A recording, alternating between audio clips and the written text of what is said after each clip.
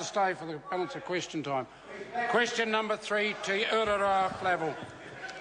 Tēnā koe, Mr Speaker. Kia ora tātou. My question is to the Minister for the Environment. Does she agree with former Prime Minister and architect of the Resource Management Act, Sir Geoffrey Palmer, that taken as a whole, the proposed amendments to the Resource Management Act 1991 will seriously weaken the level of protection given to New Zealand's natural environment under the Act, and how will she address the concerns in particular related to the merging of sections 6 and 7? Honourable Amy Adams. Mr Speaker, no, I don't agree with Sir Geoffrey's assessment on the impact on environmental protection. The RMA reforms are a package with a large number of elements that all work together. For example, by improving our planning processes, better use of national tools and encouraging communities to make more decisions at the planning stage, it's my view that we will get more robust and enduring decisions that better weigh all of the needs of our communities and their cumulative effects. In respect of sections 6 and 7 specifically, we're continuing to talk with a number of parties about the optimal framing of those sections. Supplementary. Supplementary question to Ururoa Flavell. Thank you, Mr Speaker. Does the Minister agree that merging section 6 and 7 into one list forces decision makers to either choose one principle over another without clear guidance from case law, does protect the environment, and if so, why have so many Māori submitters disagreed with this view? Mr. Honourable Speaker. Amy Adams. Well, no, I don't agree that merging them has the impact the member suggests. And in fact, the case law has been quite clear that decision makers have for some time become used to exercising an overall broad judgment, weighing up all of the factors to take into account and making their decisions. That's reasonably well settled. And in fact, I would point out that some iwi groups submitted in support of exactly this change. Supplementary. Supplementary question to Ururoa Flavell. Thank you, Mr Speaker. To the Minister, does she stand by the statement made on 10 August that, quote, the changes aim to incentivise effective working relationships between iwi, hapu and councils, end of quote, and how will this be done when the critical guidance in sections 6 and 7 is merged together with no detail about whether local authorities can achieve this?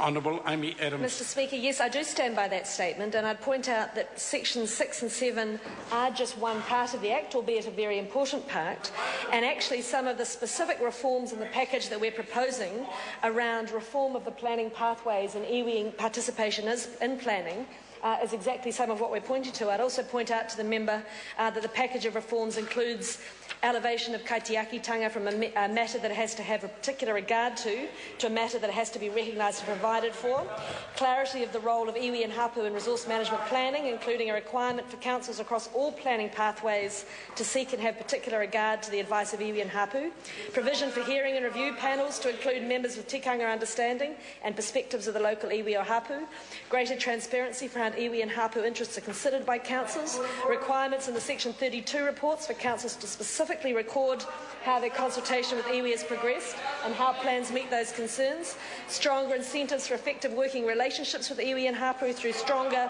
iwi planning agreements, and a role for the Kāinga. Order. It's a very long answer. Thank you.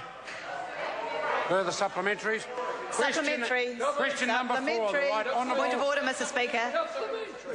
Supplementary. I apologise. That's all right. Supplementary question. Order. I apologise to Right Honourable Winston Peters.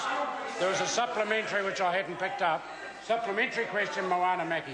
Thank you, Mr Speaker. Can she guarantee that any policy changes to restrict or remove the public's right to submit, appeal or protest against any application under the RMA will be clearly signalled when the amendment legislation is introduced to Parliament and not done by surprise SOP during the committee stage of this or any other bill, as Minister Bridges did with the protest ban under the Crown Minerals Amendment Bill, and as she is doing today with an amendment to shut the public out of the consenting process under the exclusive economic zone legislation?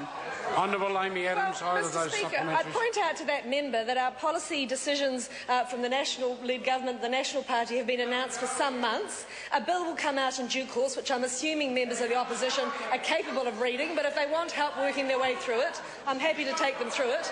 And I'd point out to the member that the SOP she's referring to this afternoon was notified by us in a press release back in April. So exactly what her definition of surprise tactics is eludes me. Order. Point of order. Order. This is a point of order, and it will be heard in silence. Point of order. Thank you, Mr. Speaker. The Minister actually didn't answer the question. Could she guarantee that she would not do that? No, on the basis of the question was asked, it was addressed satisfactorily by the Minister.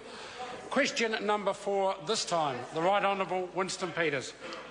Mr. Speaker, this question is to the Minister for Whānau Ora and asks, does she have confidence in the Whānau Ora scheme? Honourable Tariana